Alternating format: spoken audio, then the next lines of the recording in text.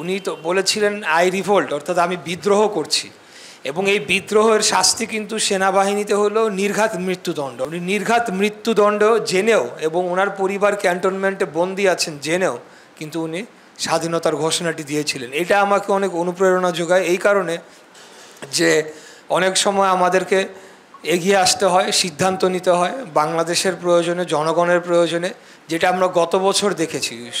ছাত্র জনতার যে গণ অভ্যুত্থান হয়েছে, সেখানে সকল বাংলাদেশের সর্বস্তরের জনগণ কিন্তু নেমে এসেছিল। 1971 সালের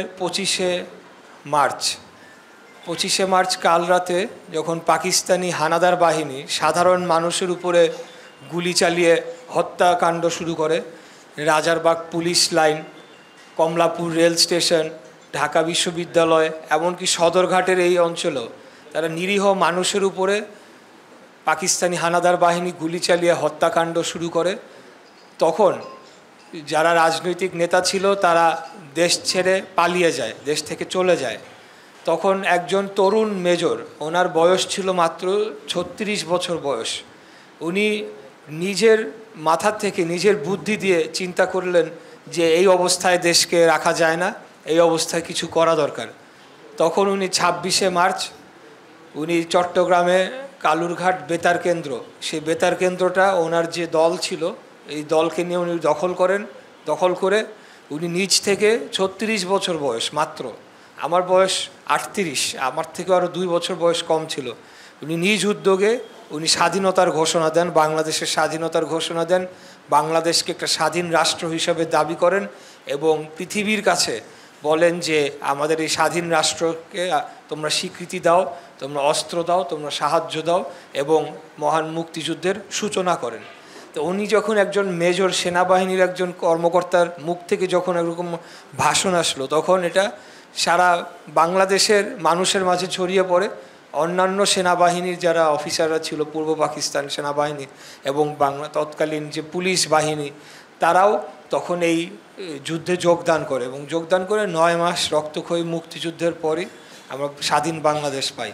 তো ওনার যে স্বাধীনতার ঘোষণা ছিল, এই ঘোষণাটির কারণে উনি বাংলাদেশের মানুষের মণিকোঠায় চিরকালের জন্য অবস্থান করেন এবং পরবর্তীতে সময়ের সাথে সাথে ওনার আবারও রাষ্ট্র ক্ষমতায় আসীন হন এবং বাংলাদেশ জাতীয়তাবাদী দল বিএনপি, আজকে যে দল আমরা করি, এই দলটি উনি গঠন করে রেখে যান।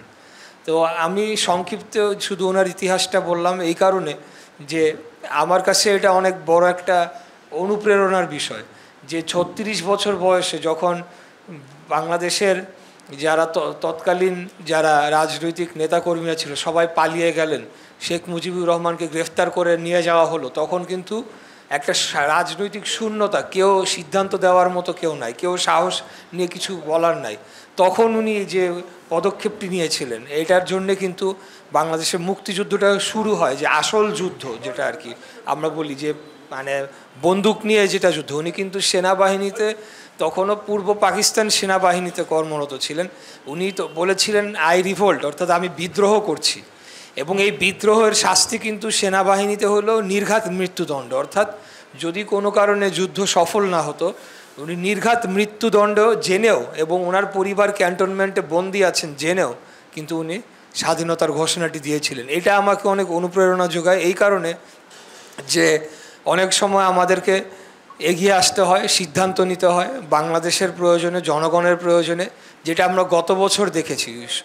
ছাত্র জনতার যে গণ অভ্যুত্থান হয়েছে, সেখানে সকল বাংলাদেশের সর্বস্তরের জনগণ কিন্তু নেমে এসেছিল। সেখানে মাদ্রাসার ছাত্ররা নেমে এসেছে, সেখানে মহিলারা নেমে এসেছে, সেখানে শিশু বাচ্চারা নেমে এসেছে, স্কুলের ছাত্র থেকে শুরু করে কলেজের ছাত্র, ইউনিভার্সিটির ছাত্র, প্রাইভেট ইউনিভার্সিটি, সরকারি ইউনিভার্সিটি, কেউ কিন্তু বাদ যায় নাই। রাজনৈতিক দলের মানে আওয়ামী লীগ এবং ফ্যাসিবাদী যে রাজনৈতিক দল তারা বাদে সমস্ত রাজনৈতিক দল সবাই কিন্তু ঐক্যবদ্ধভাবে নেমে এসেছিল। কেন? কারণ দীর্ঘ 17 বছরের যে জুলুম নির্যাতন বাংলাদেশের জনগণের উপর দিয়ে হয়েছে, সেটার একটা বহিঃপ্রকাশ ঘটেছে, সেটা একটা হওয়ারই কথা ছিল এবং সেই জিনিসটাই হয়েছে। তা আমরা মহান আল্লাহ তাআলার কাছে দোয়া করি যে আজকে স্বাধীনতার 50 বছরের অনেক হয়ে গিয়েছে, 53 বছর বা 54 বছর পরে আমরা আবারও যে কারণে বাংলাদেশ স্বাধীন হয়েছিল, যে বাংলাদেশে জনগণ ভোট দিয়ে তাদের সরকারকে ক্ষমতায় নিয়ে আসবে এবং সেই সরকার যদি ভালো করে তাকে আবার ভোট দিবে, যদি সে ভালো না করে তাহলে ভোট দিয়ে অন্য দলকে ক্ষমতায় নিয়ে আসবে। এটাকে নাম হলো গণতন্ত্র। এই গণতন্ত্র প্রতিষ্ঠা করতে গিয়ে কিন্তু ৭১ সালে মুক্তিযুদ্ধ হয়েছিল।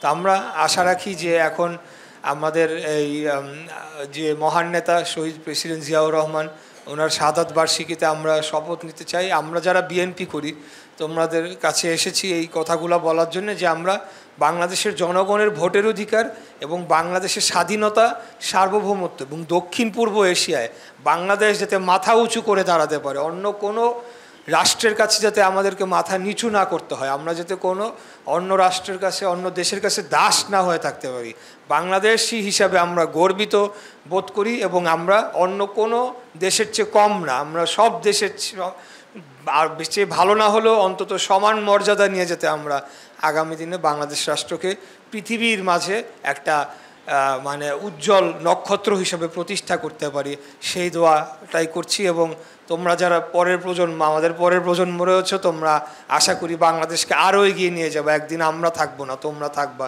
দেশকে আরও এগিয়ে নিয়ে যাবা, সেই আশাবাদ ব্যক্ত করছি এবং মহান আল্লাহ তাআলার কাছে সেই দোয়া করছি। সবাই ভালো থাকবেন। আসসালামু আলাইকুম। বাংলাদেশ জিন্দাবাদ, বাংলাদেশ জাতীয়তাবাদী দল জিন্দাবাদ, শহীদ রাষ্ট্রপতি জিয়াউর রহমান অমর হোক। আসসালামু আলাইকুম। আমাদের মসজিদের পেশ ইমাম সাহেব হুজুর সবার জন্য দোয়া তিনবার সূরা ইখলাস পাঠ। ربنا أنفسنا وإن لم تغفر لنا وترحمنا ربنا وقنا عذاب النار بيانا صغيرا ইসলাম মাসুম এতিম মিসকিন তোলাবাদের দিয়ে বর্ষিতে রহমত আউলিয়া একবার গাউস কুতুব ওলি ক্ষমতা আমাদেরকে দান করুন আল্লাহ। দেশের জন্য, এই বিশেষ করে শহরের জন্য যিনি বিপদ আবার বালা মুসিবত থেকে, অপমৃত্যুর হাত থেকে আল্লাহ খাইর তাকি সাইয়েদনা মুহাম্মদ ওয়া আলা আলিহি। জি আমি বলতেছি ইনশাআল্লাহ পরিচয় করে বসেন। আসসালামু আলা সাইয়্যিদিল আমবিয়া ওয়াল মুরসালিন ওয়া আলা